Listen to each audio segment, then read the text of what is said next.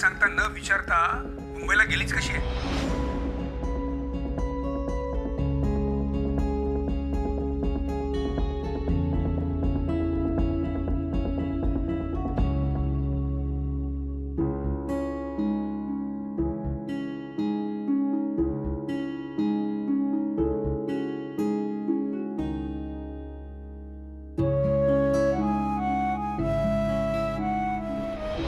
उद्या सकाळी पहिलं फ्लाईट पकडायचं आणि नागपूरला यायचं.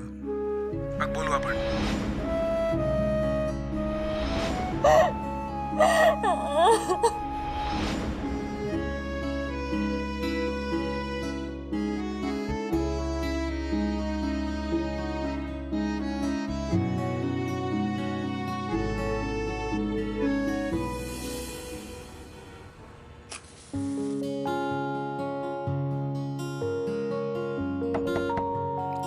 ये ना मूल्य.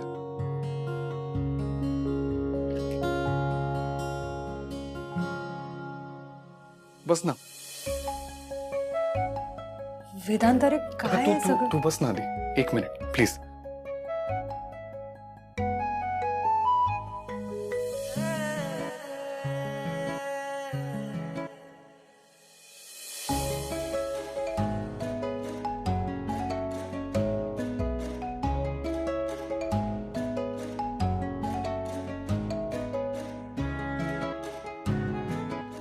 Candle light dinner. तुला कॅन्डल्स आवडतात ना? अमूल्य, तुला आठवतंय ऑफिसमध्ये तू हे असं केलं होतंस? तुला अशी एखादी चांगली दिसणारी छान दिसणारी गोष्ट आवडतच नाही का रे? किती क्यूट आहे ना ही कॅन्डल. अमूल्य, सी आय नो संध्याकाळी जे काही झालंय त्यामुळे तू खूप अपसेट आहेस. बट आय प्रॉमिस ह्या सगळ्याचा जो काही परिणाम होईल ना त्याला आपण दोघे एकत्र सामोरे जाऊ. तू ऐकतेस ना?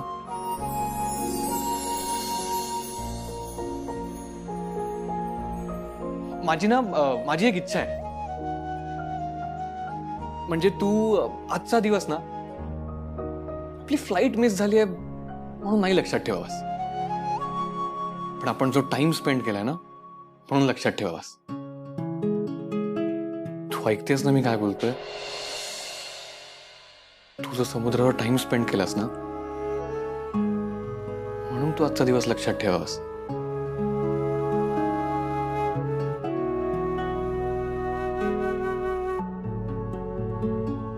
अमूल्य, मला एक गोष्ट सांग. आपण जर असं बघायला गेलो तर आजचा पूर्ण दिवस छान गेला ना. म्हणजे संध्याकाळी प्रॉब्लेम झाला पण पूर्ण दिवस तर किती छान गेला. मग आपण जर इतका छान दिवस स्पेंड केलाय तर त्यासाठी तू एकदा स्माइल कर ना प्लीज.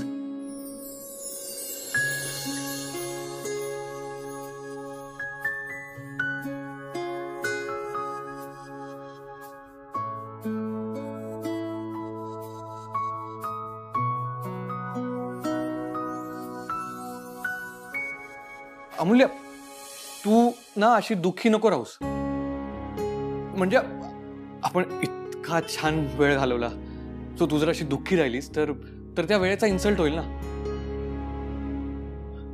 है ना?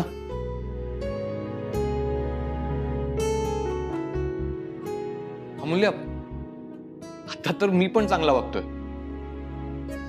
तू नेहमी कंप्लेंट करायचीस ना, सो एकदा माझ्यासाठी तरी स्माइल कर प्लीज. अमूल्य, अगं तुझी ती प्रेस्टिजियस स्माइल कर ना एकदा. कर ना एकदा तुझी ती प्रेस्टिजियस स्माइल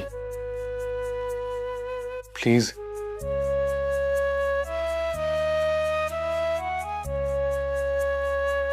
वेदांत, हे बघ, सगळं बरोबर आहे तुझं. आज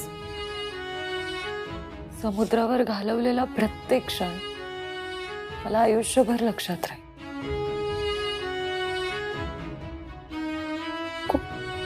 खूप वर्षांनंतर मी आज समुद्र पाहिला आणि मला मनापासून बरं वाटलं. हा अनुभव मला तुझ्यामुळे घेता आला त्यासाठी थँक्यू. पण वेदांत, माझ्या अण्णांच्या फिलिंग, त्यांचा विश्वास हा माझ्यासाठी जास्त महत्वाचा. हे बघ, आज तू मला बोट मध्ये म्हणालास की अमूल्य, तू आयुष्यभर माझी मैत्रीण राहा. हे बघ, मला तुझ्या फिलिंग्सचा आदर आहे. मला कळतायत तुझ्या फिलिंग. पण माझ्या अण्णांना दुखावून मी स्वर्गात सुद्धा खुश नाही राहू शकत. माझं खूप प्रेम आहे माझ्या अण्णांवर आणि त्यांच्या समोर आहे ना, मला जगातली कुठलीच गोष्ट नको. त्यामुळे माझ्या अण्णांना दुखावून मी नाही स्माइल करू शकत.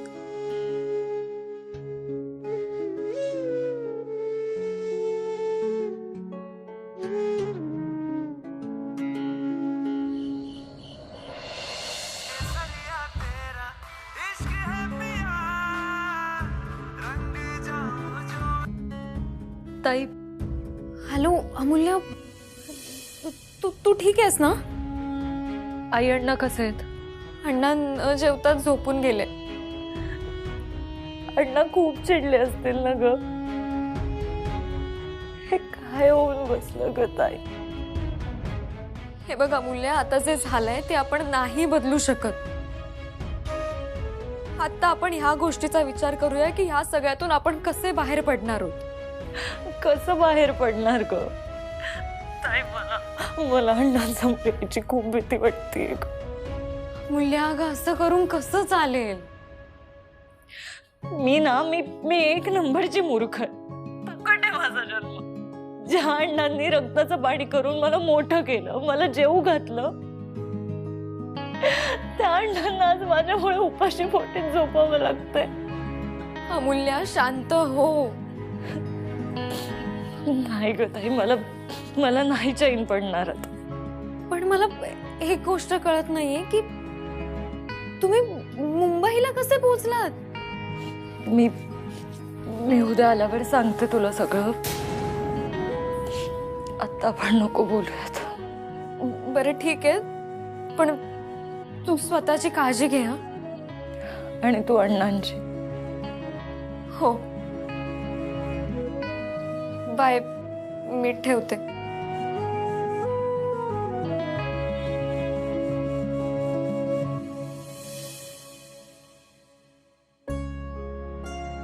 अहो, अरे मी आज लवकर उठलात? तुम्ही काल रात्री जेवला नाहीत. माझ्या जीवाला घोर लागलाय. तुम्हीच नेहमी म्हणता ना, अन्नावर राग काढू नये, आणि तुम्हीच असं करताय. खरं सांगू का, काल ना माझी भूकच मेली होती.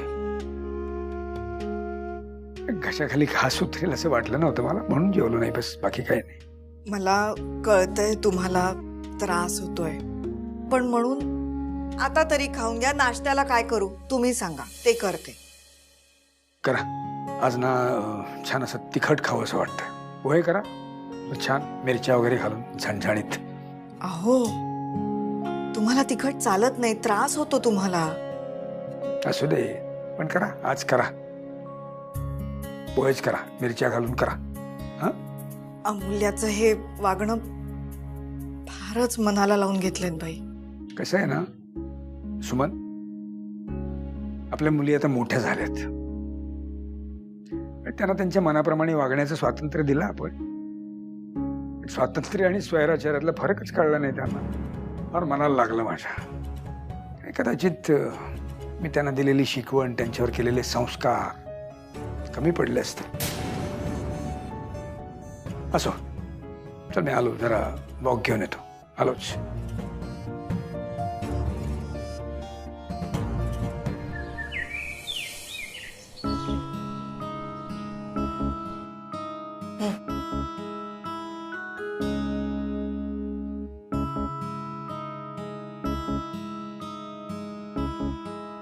अण्णा तुम्ही काळजी करू नका. अमूल्य निघाले मुंबईहून पहिल्या विमानाने. पोहोचेलच इतक्यात. तिने आईलाही सांगितलंय. आई अहो आता 2 घास तरी खाऊन घ्या ना.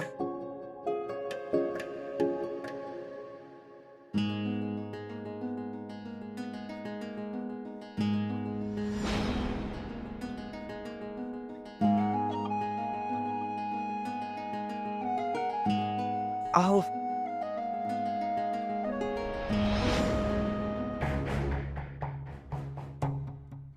अरे वा सुमन, पंचारती घेऊन या. मुलगी फार मोठा पराक्रम गाजवून आली आपली. ओवाळला पाहिजे. घेऊन या घेऊन या. या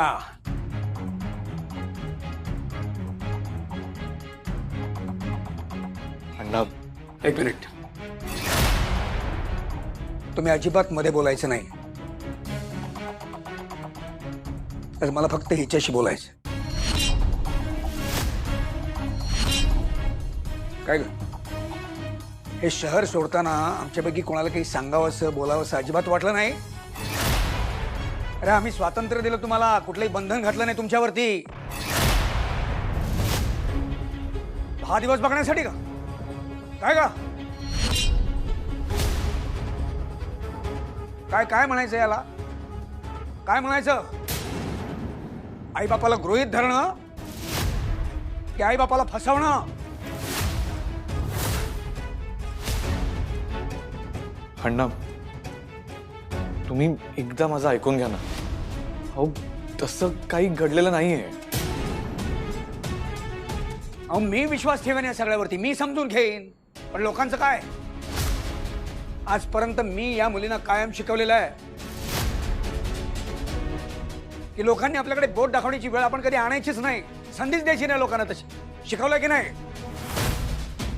अगं जिथे सीतेची अग्निदिव्यापासून सुटका झाली नाही तिथे आपलं काय? आपण सर्वसाधारण माणसं आहोत. नाही खरंच कमाल केलीस हा तू अमूल्य. अगं साधा रुमाल कोणता घेऊ म्हणून माझ्याकडे धावत येणारी तू नागपूर शहर सोडून मुंबईला जातेस आणि आम्हाला साधं बोलावंसं वाटत नाही, सांगावंसं वाटत नाही? आई बापाची किंमत शून्य झाली तुझ्या लेकी. एवढी मोठी झालीस तू. प्लीज असं म्हणून. का बोलायचं नाही? का बोलायचं नाही? अरे तशी वेळ जाणलीस तू. मी काही बोलत नाही याचा गैरफायदा घेतलायस तू आज. कळतंय तुला?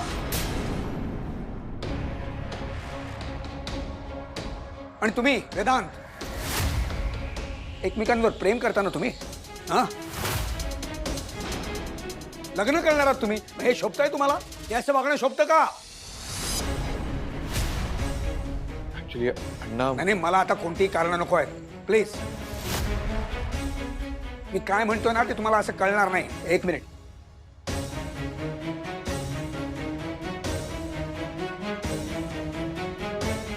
हे बघा बघा काय बघ बघ.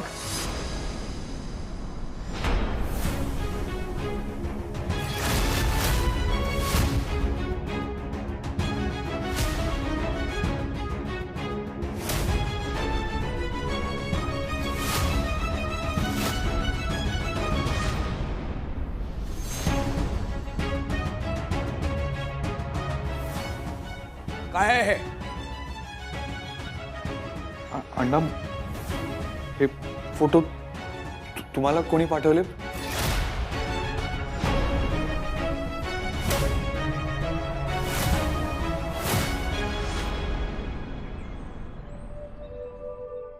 नूतन, काय ग कालपासून एवढी शांत शांत काय असतो? शांत नाही. कुठे काय? मी काय तुला आजपासून नाही ओळखते. अगं आई सांगितलं ना, काहीच झालं नाहीये. आई, अगं तुझा इंटरव्ह्यू झाल्यानंतर मला किती फोन आलेत माहितीये. सगळे किती कौतुक करतायत तुझं. ह्यात काय आहे एवढं कौतुक करण्यासारखं? आई अगं, हा रुक्मिणी देवीचा जो कार्यक्रम आहे ना तो मुळातच खूप फेमस आहे अगं. आणि त्यात तू गेलीस सो तू अजूनच फेमस झाली आहेस. विक्रांत, एक गोष्ट लक्षात ठेव. प्रसिद्धीसाठी मला ह्या असल्या पत्रकारांची गरज नाही. नूतन श्रीधर वानखेडे हे नावच पुरेसे आहे. नाही, ते खरं आहे. पण तुला सांगते, माझ्या ओळखीच्या अनेक लोकांचे फोन येत आहेत कालपासून. त्या सगळ्यांना इतकं कौतुक आहे ना की तू त्या कार्यक्रमात गेलीस ते. आई, पण तू सेलिब्रिटी झालीस ना आता. हे पण त्या रुक्मिणी देवीने पण मस्त घेतला तुझा इंटरव्ह्यू. कसलं काय रे? कसे टोचून प्रश्न विचारत होती, बघितलंस ना? मला तर इतका राग आला होता ना, असं वाटत होतं निघून जावं तिथून. काही काय ए नाही नाही आई, तू असं करू नकोस हा. इंटरव्ह्यू अर्धवट सोडून जाऊ नकोस. अगं त्याची एक वेगळी न्यूज होईल. म्हणजे तू इंटरव्ह्यू सोडून पळून गेलीस हे लोक जास्त लक्षात ठेवतील. अगदी खरंय. आणि नूतन, अगं ती पत्रकार आहे, ती तिचं काम करत होती. पण तू सुद्धा तिच्या प्रत्येक प्रश्नाला अचूक उत्तर दिलंस. कोण म्हणेल की तू हल्लीच राजकारणात उतरलीस म्हणून?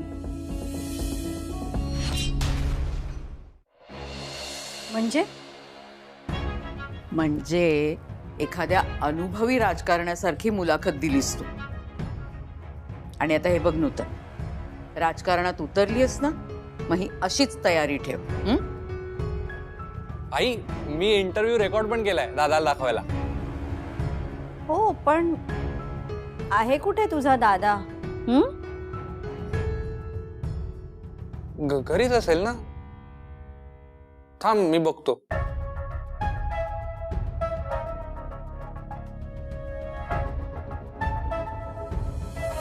येतंय का तुमच्या लक्षामध्ये माझं काय म्हणणं येतंय? हा, आता हे फोटो माझ्याकडे आले आहेत. असेच आणखी काही लोकांकडे गेले असतील की नाही? उद्या समजा हेच फोटो तुमच्या काय त्या सोशल मीडियावरती आले तर काय कराल? काय का अमूल्य?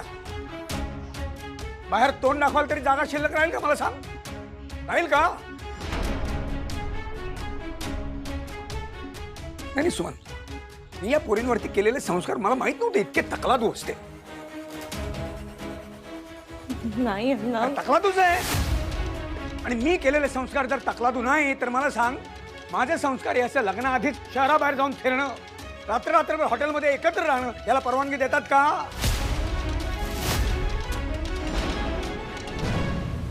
आणि तुम्ही वेदांत, हे सगळे फोटो तुमच्या ऑफिसपैकी कुठल्या स्टाफकडे पोहोचले, त्यांचं काय मत होईल तुमच्याविषयी? आणि उद्या तुमच्या स्टाफपैकी कोणाकडनं तरी अशी चूक घडली तर तुम्ही कुठल्या नैतिक अधिकाराने त्याला काही सांगणार आहात, बोलणार आहात?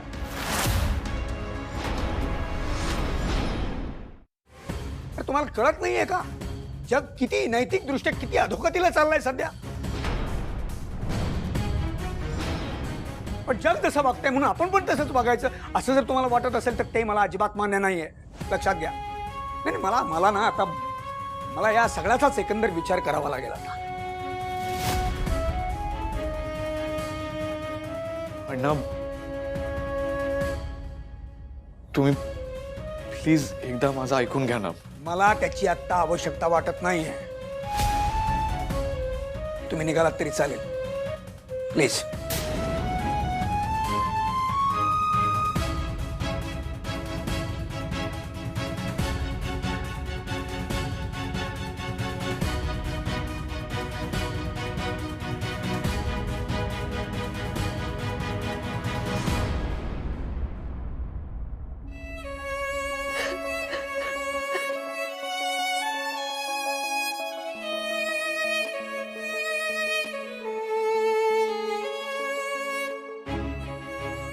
अण्णा. वाह, खूप बरं वाटतंय ग मला अमूल्य. नाही म्हणजे वेदांतवर तुझं प्रेम आहे हे माझ्यापासून लपवून मला न सांगून तू आधीच माझा विश्वासघात केलाच होतास. आता हे असं वागून तू छान वागलीस, खूप छान वागलीस. खूप आनंद होतोय मला.